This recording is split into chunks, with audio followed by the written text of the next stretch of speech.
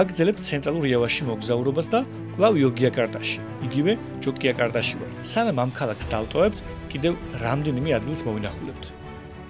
ახლა არის დილის 8 ნახევარი, სასტუმროდან გამოვედით პირდაპირ ბაზართან, ეხლა ვარ შესასვლელში, სადაც შევხვდებით ერთ ადამიანს, რომელიც დაგვეხმარება რომ ვიყიდოთ პროდუქტები და შემდეგ უკვე მომზადოთ ადგილობრივი კერძები. სიმართლე გითხრათ, ჯერ არ ვიცი ზუსტად რას ვამზადებთ, თუმცა შევიძინეთ ონლაინ ეს ტური და დათმის ადგილზე წესით უკვე 5 წუთში შევხვდებით სხვა ტურისტებსაც და რა თქმა უნდა, ვინც დაგვეხმარება ამ ტურის ჩატარებაში. ვისაც ძველი გადაცემები გინახავთ, გემახსოვრებათ, რომ მაინც და მაინც კარგი მზარეული არ ვარ, თუმცა ვეცდები რომ ჩემი მაქსიმალური შესაძლებლობები გამოვავლინო და კარგი კერძი გავამზადო. მოვიდა მზარეული ჰერნი და სხვა ტურისტები, ვისთან ერთადაც მოვამზადებ კერძებს. ისინი ნიდერლანდებიდან არიან. პროდუქტის ეს ბაზარი შენობაშია განთავსებული. პირველ რიგში გვაჩვენეს თუ როგორ ტეხენ ქოქოსს. ანცალკევებენ რბილობს და სითხეს და ახარისხებენ გასაყიდად. ჩვენ კერძისთვის სითხე დაგჭირდება. ზარეული ყიდულობს საჭირო პროდუქტებს და ჩვენც ფეხდაფეხ დავყვებით.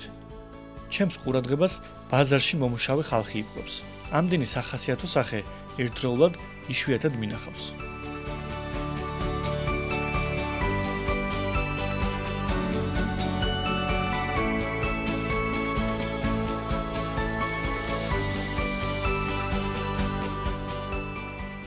შევიძინეთ ყველა პროდუქტი, რაც დაგჭირდება მასტერკლასზე. აქვე ახლოს ჰერნის სახლია, სადაც მივალთ და შევუდგებით მზადებას. ჩვენმა მზარეულმა ინგრედიენტები დაახარისხა კერძების მომზადების მიხედვით, რომელთაც ჩვენ გაგვინაწილებს და თითოეული ჩვენგანი განსხვავებულ დავალებას შევასრულებთ. მე ყველაზე მარტივი რაღაც დამავალეს გონი. უნდა მოვაცალოს თავი და სუფთად შევინახო. შეჯერებით კარგად გავამდის ხოლმე, მე ვნახოთ.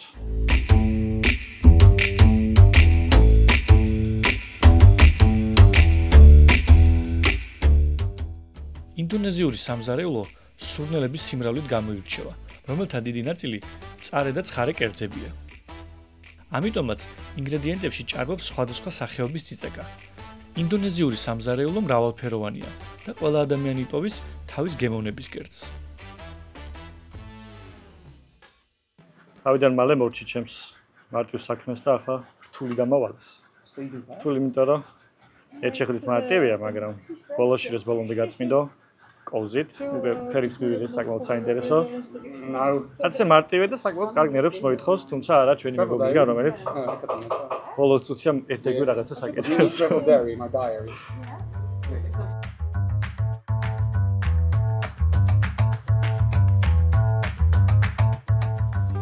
ჯინჯერი იგივე ჯანჯაფილი მძაფრი არომატით გამოირჩევა, რაც ინდონეზიელებს ძალიან უყვართ. აუცილებლად გამოიყენეთ ხელთათმანი კურკუმას გათლისას, ხელები რომ არ გაგიყვითლდეთ.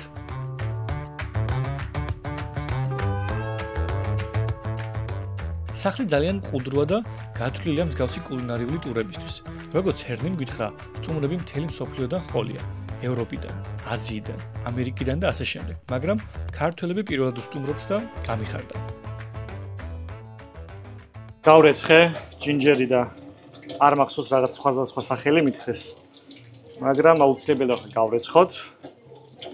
გათითაოთ კარგად. დამასაკავყრი. ვინაიდან ქერქები მაინც დარჩა. და ჯობია ბოლომდე გავსუფთავოთ. ასევე დამავალეს გამერეცხა. ნიორი, კიდევ ციტაკა, მწვანე ციტაკა, კიდევ ჯინჯერი ჩანს, მწვანე მდგომარეობაში. ვახესოვე ზაქცეთი. პომიდორი. სავარდოთ მე დავჭირდა უკვე დაველოდების შემდეგ დავალებას. ყველანი აქტიურად მუშაობთ. იმის გათვალისწინებით რომ კიდევ ერთხელ აღნიშნავ რომ არ ვარ ძალიან კარგი მზარეული. ძალიან დიდ დრო მოვანდომე ამ ყოველთვის გაკეთებას, მაგრამ მომთმენი მზარეული ყავს და მაქებს მაინც შემართებას მადლობს. ნახოთ რა გამოვა კლიანობაში.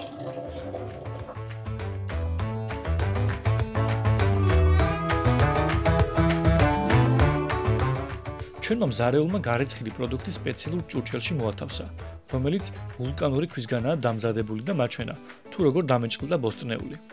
საქმეს შეუდექი. იმაზე ბევრად მძიმე სანაყია, ვიდრე წარმომედგინა. სიმძიმე ეხმარება მაგიდაზე მყარად დაფიქსირდეს და არ იმოძრაოს ზედაპირზე.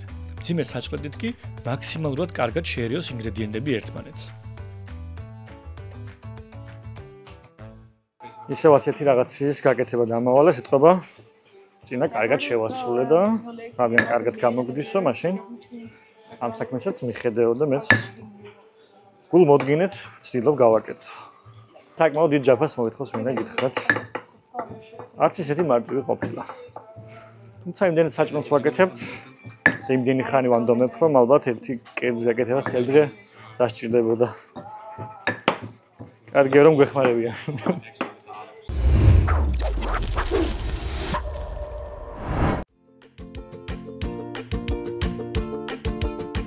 სანამ ჩვენ აქეთ მუშაობთ, ქურაზე ტრადიციული ადგილობრივი ჩიფსი მზადდება. მას კერეპიქს ან კრიპიქს ეძახიან. ის შეიძლება დამზადდეს გამხმარი ხილისგან, ბოსტნეულისგან, თევზისგანაც კი. არის ტკბილიც და მჟავეც, მცენარეულ ცხიმში წვავენ. ინდონეზიაში ყოფნისას ბევრგან შემხედრია, მაგრამ პირველად ვაგემოვნებ. რო დადგა ჩემი რაღაც. Are you scared it's going Girls to in be jail. spicy? It's very spicy or? Spicy. Yeah. Try. Be brave. It looks really good. Together with So, Spicy? Not too much actually. okay, that's good. It's spicy, but for me, Later Still we okay, combine but- with the apa, tamarind water and palm sugar, so Oh. nice. Yes? And Works. cutting. რომ შენ არ გინდა არცადო. სანამ ჩვენს დავალებულ საქმეს ვასრულებთ, ყველაფერი გამზადდა მოსახარშად და შესაძლებლად. ქურასთან ადგილი უკვე ჰერნის დაუთმეთ.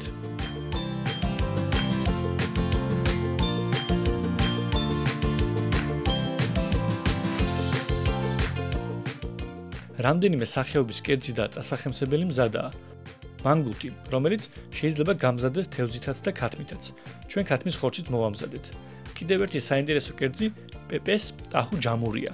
ბანანის ფოთლებში გახვეული ტოფუ, სოკო, კვერცხი და ბოსტნეული, რომელთაც ორთქლზე ტოვებენ 30 წუთით. ასევე ბაქვან ჯაგუნგი, სიმინდის ფირფიტები. სიმინდის გარდა ინგრედიენტებში ხვდებით სტაფილოს, ნიორს, ხახვს და სხვა ბოსტნეულს. რა სინჯა ოღონდ არის პირდაპირ მომაწოდეს. I see. But very, very good. Later combine with the rice. აუ, But really tasty. კოკოსის რძე აქვს სითხე, რომელიც ანიტრელებს ცხარეს, მაგრამ ხერტოჭი. გამზადდა ყველაფერი და დაგემოვნების დროა. გადავიღე ბრინჯი და კიდე რაღაც კერძები, როგორც Yeah. სახელები რომელია ჯერ ვერ ვცნობ, თუმცა დავაზუსტებ. და მინდა გითხრათ, რომ ძირითადად ცხარე, რომელსაც მე ნაკლებად ვჭამ. ალბათ ისეთ ადამიანებს, ვისაც გიყვართ ცხარე, ალბათ განსაკუთრებით იმეგრელებს ძალიან მოგეწონებათ. აქაური სამზარეულო, მაგრამ მე ძალიან ცხარეს ვერ ვჭამ, ამიტომ ზოგიერთი კერძი მხოლოდ დასაგემოვნებლად ავიღე. რაც გავსინჯე, ყველაფერი ძალიან მომეწონა, თუმცა საკმაოდ დიდ დრო უნდა გამზადებას. და მიჩვენია ნაკლებად ცხარე რაღაცეები მივირთვა და გიჩვენოთ. გააკეთეთ ესეთი ტურვინიდან, უფრო კარგად დაინახავთ როგორ მზადება, ან გაგიჩნდებათ სრული რომ გასინჯოთ ასეთი კერძები, ან არა, თქვენზე დამოკიდებული უკვე როგორ გადაწყვეტთ. შემთხვევაში რაც გავსინჯი რამოდენიმე ვარიანტი, ნორმალური იყო. ასეთ კერძი ნაკლებად მიყვარს, მაგრამ დასაგემოვნებლად ძალიან კარგია.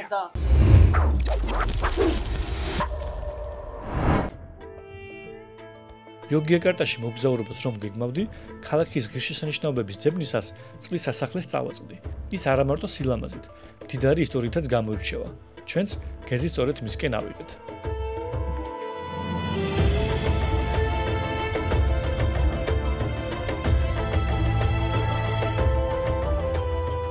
იოგიაკარტაში მოგზაურობისას არაერთი ადგილი უნდა მოინახულოთ და მათ შორის არის ის ადგილი სასახლად ჩვენ ვიყოფებით. ეს არის ტამანცარი, იგივე წყლის სასახლე, რომელიც იოგიაკარტას სასულთნო ბაღს წარმოადგენდა. შევიძინეთ ბილეთები, რომლის ღირებულება ერთის არის 25,000, რაც დაახლოებით ლარებში ვინგარშოთ 5 ლარამდე გამოდის. საკმაოდ იაფია, ამიტომ შევიდეთ, დავათვალიეროთ და შევხედოთ, რატომ აქებენ, რატომ ქვია წყლის სასახლე და სხვა დანარჩენ ინფორმაციაც გავარკვიოთ.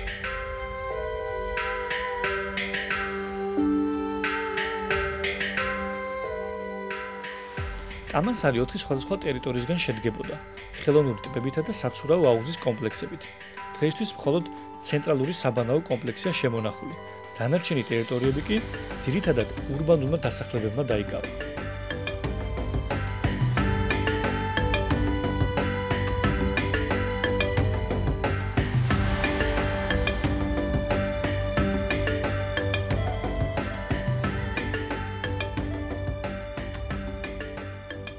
ტამანსარი, როგორც გითხარით, იყო სასულთნო ბაღი, თუმცა მას ჰქონდა სხვა დანიშნულებებიც. ეს იყო დასასვენებელი ადგილი, აქ მედიტირებდნენ, ასევე ომიანობის პერიოდში ამ ადგილს იყენებდნენ სამალავად და ერთგვარ თავდაცვით ნაგებობად. ტამანსარი მოდის იაურიანიდან, ტამა ნიშნავს პარკს ან ბაღს, ხოლო სარი ნიშნავს ლამას, მაგრამ შეიძლება ითარგმნოს როგორც ყვავილებიც. შესაბამისად, ტამანსარი შეგვიძლია გადავთარგმნოთ ულამაზეს ბაღად, სადაც ყვავილებია. თუმცა არსებობს მეორე სახელიც, წყლის სასახლე, რაც გამომდინარეობს აქ არსებული აუზებიდან. ტამანსარი საკმაოდ პატარა ტერიტორიაა. მის დასათვალიერებლად, ფოტოსა და ვიდეოს გადასაღებად 1 საათის სრულებით საკმარისია. რჩევის სახით გეტყვით, რომ ტერიტორიაზე ადგილობრივი გიდები ეცდებიან გამოგელაპარაკონ, ინფორმაცია გაგიზიარონ, რის სანაცვლოდაც ბოლოს თანხას მოგთხოვენ. თუ მათგან დაგაინტერესებთ ინფორმაციის მიღება, წინასწარვე შეუთანხმდით საფასურზე.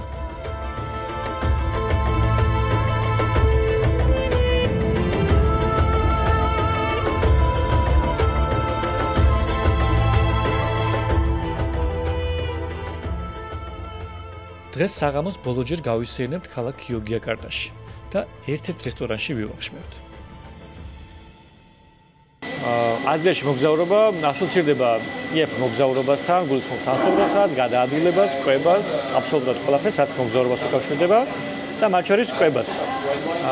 თუმცა ხშირ შემთხვევაში არ ვეთანხმები პირადად მე, ვინაიდან მართალია შეიძლება $1 $3 $5 იკვებო აზიაში, არაქრიშულობა რომ ქვეყანაში ვიქნებით, თუმცა გააჩნია სად. ძირითადად ესეთი იაფი კვება არის ქუჩაში, სადაც მაინც და მაინც სრული არ მიჩნდება ხოლმე ხშირ შემთხვევაში იქ მივირთვა რაიმე კერძი იქნება თუ სასმელი, ვინაიდან როდესაც ანტისანიტარია შეიმჩნევა, უბრალოდ არ მინდა. აქედან გამომდინარე ვარჩევ შედარებით კარგ ადგილებს, ეს იქნება რესტორანი თუ კაფე, სადაც ან ღია სამზარეულოები, ან შეფასებებია კარგი და ვიცი რომ საკვებს რასაც მომიტანენ, სუფთად იქნება მომზადებული. აქედან გამომდინარე ფასები რა თქმა უნდა უფრო მაღალია ვიდრე ქუჩაში, შეიძლება 3 4 ან მეტჯერაც. თუმცა არ არის ძვირი. უფრო ჩემი აზრით გავს საქართველოს ფასებს, რომ გადმოვიყვანოთ ლარებში. შეიძლება ხანდახან იაფი იმასთან შედარებით, რაც ბათუმში იქნება, თბილისში თუ სხვა ქალაქებში. მაგრამ ძალიან იაფი ევროპასთან შედარებით. სიტყვაზე ახლა შევკვეთე თევზი, მაჰი ქვია.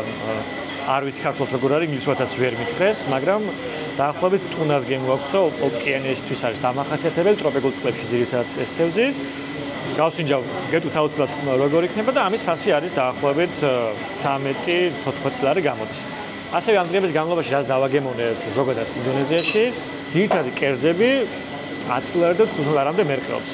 რაც სავსებით მისაღები, რომელსაც პორციაც საკმაოდ კარგია. ან გავსინჯავ, დავაგემოვნებ და გეტყვით როგორი იქნება. 13-14 ლარად მართლა ძალიან გემრიელი თევზია.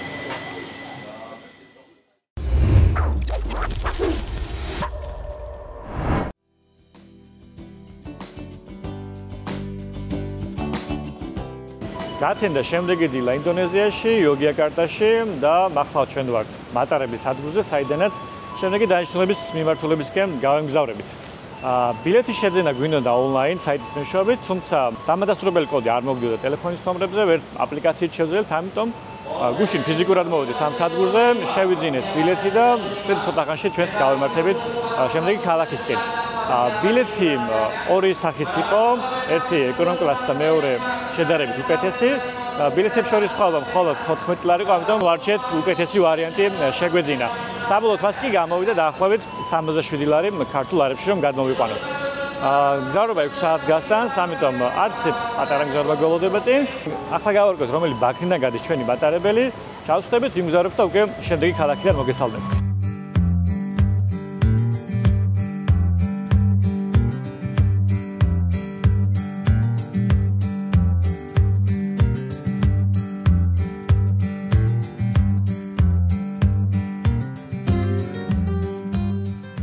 ძალიან კომფორტულად მგზავრობთ ამ მატარებლით და სიმართლე რომ გითხრათ, არ ველოდით რომ ასე მომეწონებოდა. საკმაოდ დიდი სივრცეა დასაჯდომ ადგილებში, შეგიძლიათ დაისვენოთ, ან შემსავით იმუშაოთ გზავრობისას, აქვე არის დენცკვიტაც და რაც თავარია გზადაგზა ძალიან ლამაზი ხედები დაგვდევს თან. ამასთან დროდადრო პერსონალი გვთავაზობს სხვადასხვა სახის საკვებს, სასმელს და სრულ შემთხვევაში შეგიძლიათ შეიძინოთ არც ისე ძვირია თან ფასები. უკვე 2 საათი გავიდა, რაც დავიძარით, მხოლოდ 3-ჯერ გაჩერდა მატარებელი და ისე გავიდა ეს დრო ფაქტობრივად ვერც გავიგეთ. ამიტომ დარწმუნებული ვარ, დარჩენილი 4 საათით საკმაოდ კომფორტული იქნება. 4 საათის შემდეგ ჩავედით ქალაქ მალანგში.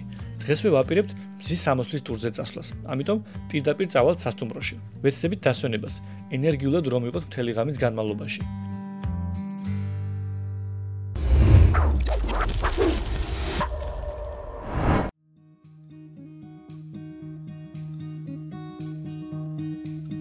ღამით მძღოლმა მოგვაკითხა. ამ ტურში სპეციალური მაღალი გამალობის მანქანებით მივდივართ. როგორც მძღოლმა გითხრა, მის გარდა კიდევ 6 მგზავრი ვიქნებით მანქანაში. მანქანის მოცულობიდან გამომდინარე, არც ისეთი მომხიბვლელი პერსპექტივაა. ამიტომ ისევ წინჯდომა ავირჩიეთ. შედარებით კომფორტულად რომ ვიმგზავროთ.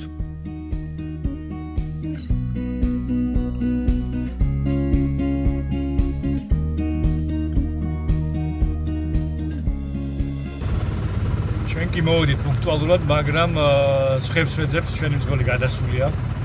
ასე უცნაურად შედვართ. უცნაურად არა, ჭიდროდ.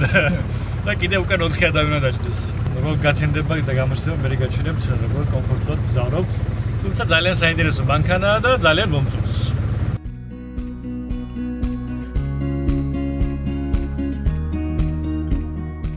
ორმა მგზავრმა გააუქმა ტური. ჩვენ გარდა ერთი ესპანელი და ერთიც ნიდერლანდელი მოგზაური იქნება. დავიძარით ბრომოს ვულკანისკენ.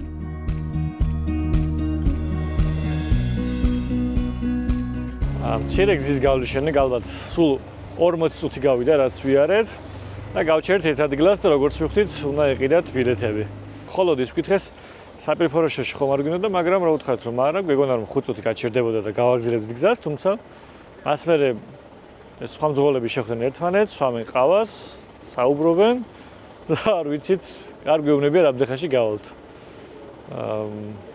უფრო იმას გავს, რომ უნდათ რომ აქ რაღაც შევიძინოთ, ფული დავხარჯოთ და თან ვერადადრე წამოგიყვანეს სასტუმრო და მინდრე ველოდით და ალბათ ძალიან ადრე რომ არ მივიდეთ იმ ადგილას და დიდხანს არ მოგჯეს ლოდინი, სხვადასხვა ადგილებში გაგვაჩერებენ ასე შესვენებისთვის. თუ გავითვალისწინებთ იმას, რომ ძალიან ვიწროდუს ხედავთ მანქანაში, ალბათ ეს შესვენებებიც კარგია.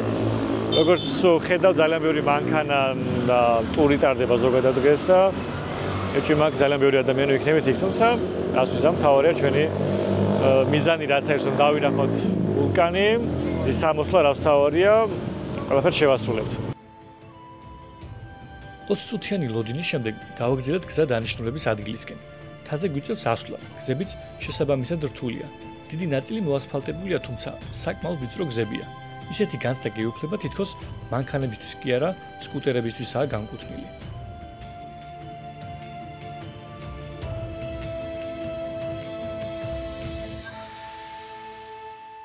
ბევრი სიარულის ჭანჭყარის მერე მოვედით მთავარ ადგილას, გავაჩერებთ მანქანა და ჩვენ მძღოლმა წამოგიყვანა ამ შვენიერ ადგილას, სადაც შეგვიძლია დავწყდეთ, მივირთოთ ცხელი სასმელები, თუ ვინმე სურს ცივი სასმელით, ასევე არის სწრაფი მოზადების კერძები, სადაც შეგვიძლია მივირთოთ ცხელი ჯირადი სუპები ან სხვა კერძები.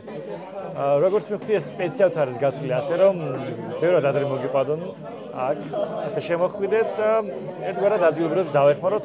რასაც უყურებ აქ 40-ზე მეტი მაგიდა, თითო მაგიდასთან მინიმუმ 5-6 ადამიანი ზის, შესაბამისად საკმაოდ კარგი ვაჭრობა ექნებათ, სანამ დრო გავა და ჩვენ გავეშურებით მზის სამოსლის სანახავად. თუმცა ფასები საკმაოდ მისაღებია, მედარობი მავიღეთ ჩაი და ცხელი შოკოლადი, გადავიხადეთ 12,000, რაც დაახლოებით ლარი და 70, ლარი და 80 შეიძლება იყოს. დაახლოებით საათ ნახევარში უნდა გავიდეთ თქვენ ადგილას, სადაც კარგი ადგილია მზის ამოსვლის საყურებლად, თუმცა მანამდე ადამიანებს ასევე აქვთ შესაძლებლობა გარეთ გაისეირნონ და იქიდან სუვენირები საუბრობთან ერთად. ახლა 2560 მეტრზე ვართ, ჩაცლობითაც მიხვდებოდეთ, რომ საკმაოდ ცივად, კიდევ მაქვს თბილი ტანსაცმელი, ვინაიდან როდესაც გარეთ გავალთ და ქარი დაუბერავს, დარწმუნებული ვარ, უფრო ეციება, ამიტომ საკმაოდ მომზადებულები ვართ ამოსულები. გავისაინეთ ადამიანები, ვისაც ერთად ვიმგზავრეთ და მოგდეთ საკმაოდ მეგობრული გარემოა. ყველა ელოდება შესანიშნავ პეიზაჟებს და იმედია ამით არ დაგვაღალატებს და იქნება კარგი მზის სამოსვლა და ძალიან კარგი ხედები იქნება, რომელსაც აუცილებლად შემოგთავაზებთ. ლოდინის შემდეგ დავიძარით გადასახადისკენ, საიდანაც ულამაზესი ხედი უნდა გადაიშალოს. გუშინდელი წვიმის გამო ბილიკი ტალახიანია და ყველა მაქსიმალური სიფრთხილით ავდივართ. ჯერ ისევ ღამეა, თუმცა ვულკანების სილუეტი აღქმადია და ვიმედოვნებთ, წინ ჯადოსნური ხედები გველოდება.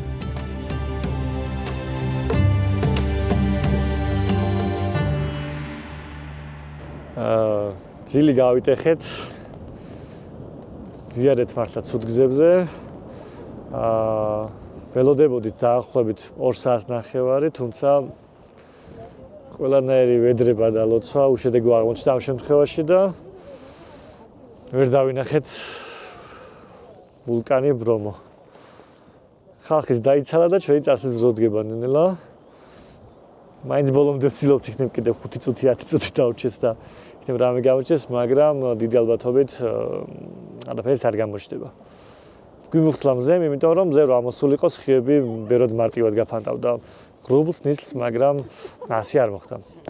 ამიტომ ნელ-ნელა ალბათ დავეშვებით მანქანებისკენ, თუმცა გვაქვს კიდევ შანსი რომ ნახოთ ეს ვულკანი, ვინაიდან აქედან ზუსტად ამ ვულკანისკენ მივდივართ, კრატერის სანახავად და იმედი მაქვს ამ შემთხვევაში მაინც ვიხილავთ მას.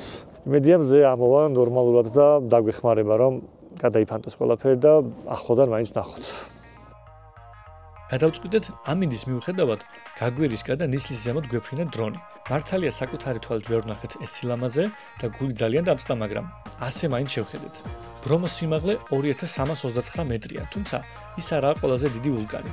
უმაღლესი მთა სემერუა 3676 მეტრით და ბრომოს გვერდით კი არის ვულკანი ბადოკი 2440 მეტრის სიმაღლით.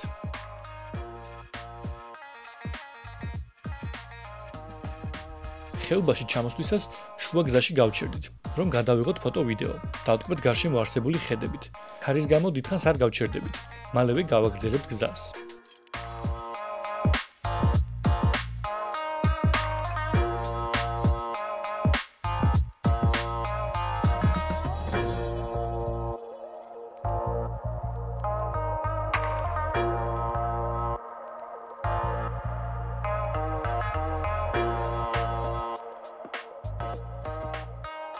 ცირე გზარობის შემდეგ მოვიდით ამ ადგილას, საიდანაც იწყება ლაშქრობა ვულკანის მიმართულებით.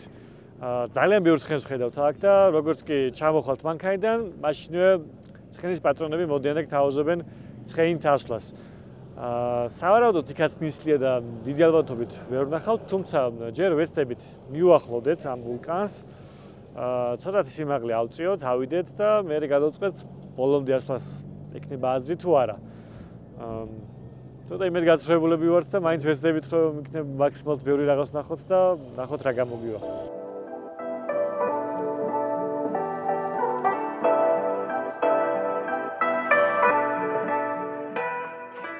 ბევრი ტურისტი მოძრაობს ამ ტერიტორიაზე. ბოლო იმედია იქნებ ახლოდან მაინც ნახოთ ეს ვულკანი. სახელი ბრომო ინდუიზმის შემოქმედი ღმერთის ბრაჰმას იაურის წარმოქმნიდან მომდინარეობს. აქ არის ეგრეთ წოდებული ქვიშის ზღვა. ეს ადგილი ძალიან მაგონებს ვაშლოვანის ნაკრძალს. წყლისგან დამშრა რელიეფზე რომ გადავაადგილდებით.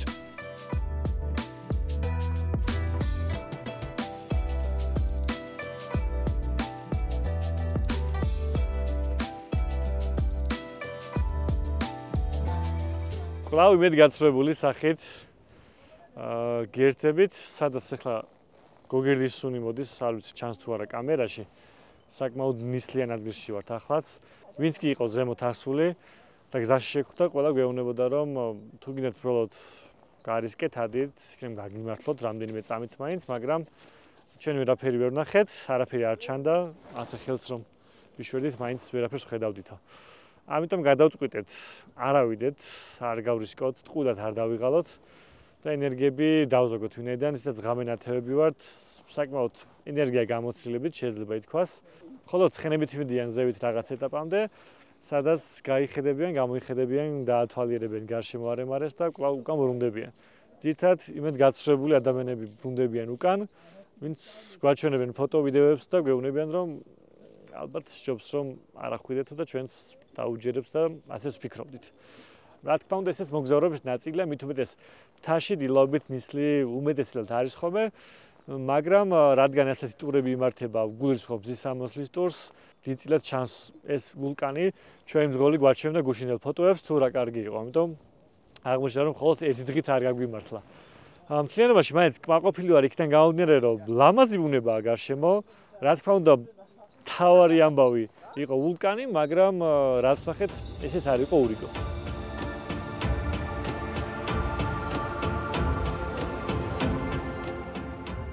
იმედ გაცხრებულები ვტოვებთ ამ ადგილს, თუმცა დარწმუნებული ვარ, მომავალში აუცილებლად მოვალ და ჩემი თვალით ვიხილავ ამ სილამაზეს. კვლავ ასე ჩაჯაჭილები ვხედავთ.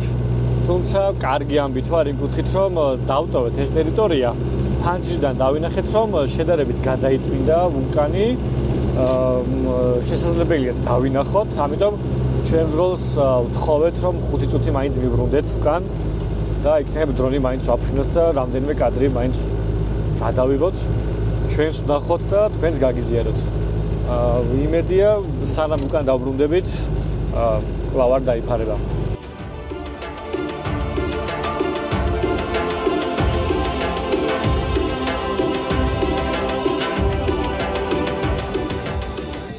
იმის მიუხედავად, რომ დაგეგმილი ბოლომდე ვერ შევასრულე, მთლიანობაში მაინც საინტერესო თავგადასავლები გამოვიდა.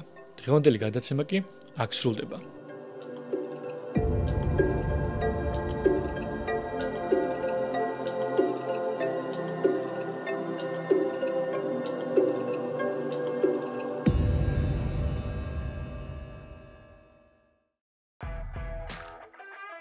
შემდეგ გადაცემაში კიდევ ერთ ვულკანზე ავალთ, რომელიც ლურჯი ცეცხლის სახელითაა ცნობილი. არ გამოტოვოთ.